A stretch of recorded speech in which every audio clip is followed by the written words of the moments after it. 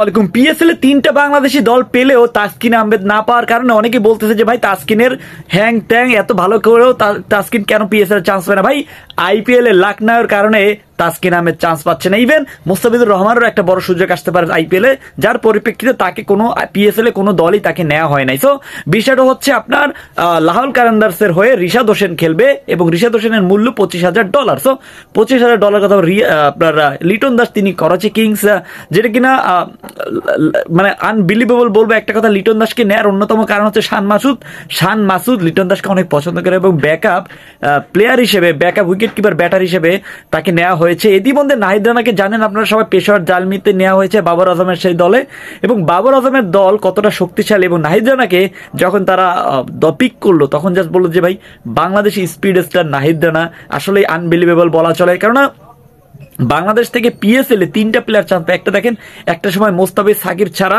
PSL এ কোনো কেউই player তেমন একটা দল পায় নাই, কিন্তু আজকের দিনে আসলে একটা সুখবর বলাই চলে যে 3টা বাংলাদেশি প্লেয়ার পিএসএল খেলবে। অন্যতম তাসকিন আহমেদের, যে আমরা এর আগে অনেকবার শুনছিলাম যে লখনউ সুপার জায়ান্টের হয়ে তিনি ক্রিকেটটা খেলবেন, সেটাই আসলে সত্যি হতে চলেছে। লখনউয়ের হয়ে আপনার, যেহেতু লখনউয়ের একটা মাত্র বিদেশি ফাস্ট বোলার, সেহেতু আপনার তাসকিন ব্যাকআপ হিসেবে, শেমার জোসেফের ব্যাকআপ হিসেবে তাসকিনকে নিবে এবং সেটি নিশ্চিত করেছে আমাদের যে একটা সময় কোচ ছিলেন। আশা করতেই পারি যে বাংলাদেশের কেউ ইভেন ভালো একটা কিছু করুক, এবং তাসকিন আহমেদ বলেন সে তো আইপিএল এর চান্স পাবেই এবং মোস্তাফিজুর রহমানও পাওয়ার একটা সম্ভাবনা রয়েছে, কিন্তু সাকিব আল হাসানেরকে আপাতত একটা বছরের জন্য তাকে ভুলে যেতে হবে আমাদের সবাইকে। কেননা কোনো দলে হয়তো বা তিনি চান্স পাবেন কিনা এজ এ ব্যাটার হিসেবে আমাদের কাছে সন্দিহান। যাই হোক, লিটন দাস পেয়েছে, এটাই আমাদের কাছে অনেক বড় কিছু।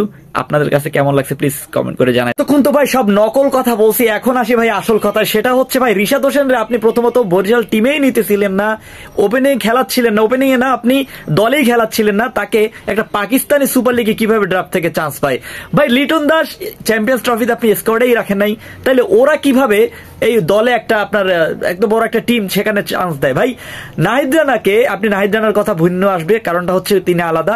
আপনি লিটন দাসকে এই মূল্যায়নটা করতে পারলেন না, এই বিশ্বাসটা রাখতে পারলেন না, যেটা কিনা একটা বিদেশি ফরেন আপনার রিক্রুট রেখে দেয়। তো একটা কথাই বলবো ভাই, আপনি রিশাদ হোসেনকে চিনে, ওরা লিটন দাসকে চিনে, কিন্তু আপনারাই ঠিক মতো চিনতে পারলেন না। বাংলাদেশ ক্রিকেট বোর্ডকে আসলে ধিক্কার জানাই।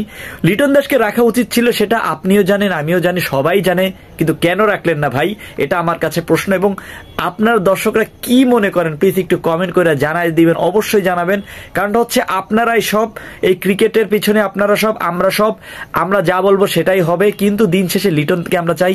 তামিম সাকিব নেই, ঠিক আছে, ওরা ওদের রিজনের কারণে নাই, কিন্তু লিটন দাসকে না রাখার আমি কোনো রিজন দেখি না। তিনি যেহেতু যে ফর্মে রয়েছে তাকে অবশ্যই দলে রাখা উচিত। আপনি কি মনে করেন প্লিজ কমেন্ট করে জানাই দেন। ধন্যবাদ।